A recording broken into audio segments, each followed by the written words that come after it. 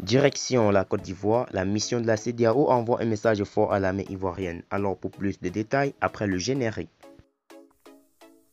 Avant de commencer, n'oubliez pas de vous abonner et d'activer la cloche de notification, car cela va vous permettre de ne plus manquer les prochaines vidéos.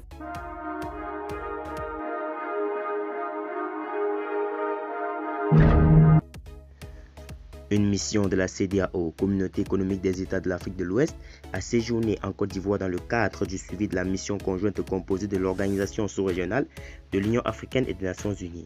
La délégation conduite par la Ghanéenne Shirley Ayorkor Botchwef a lancé un appel aux forces de sécurité ivoiriennes. À sa tête, Shirley Ayorkor, la mission de la CEDEAO a effectué une visite à Abidjan du 17 au 19 octobre 2020.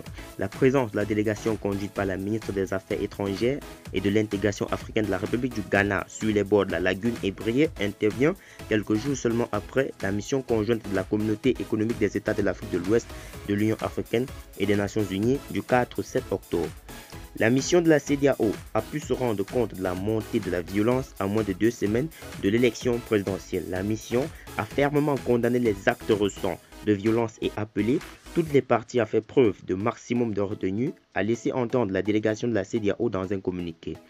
La mission de la CEDEAO n'a pas manqué d'envoyer un message aux forces de défense et de sécurité.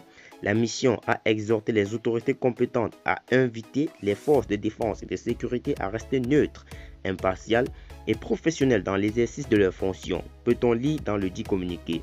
Selon Shirley Ayorkor, par ailleurs, présidente du Conseil des ministres de la CEDEAO et sa délégation ont demandé à Henri Konan Bédié et Pascal Affi-N'Dossou, respectivement candidats du PDCI, Parti démocratique de Côte d'Ivoire et du Front populaire ivoirien, de reconsidérer sérieusement la décision de boycotter l'élection et l'appel à leurs partisans de se lancer dans la désobéissance civile pour protester contre le processus électoral.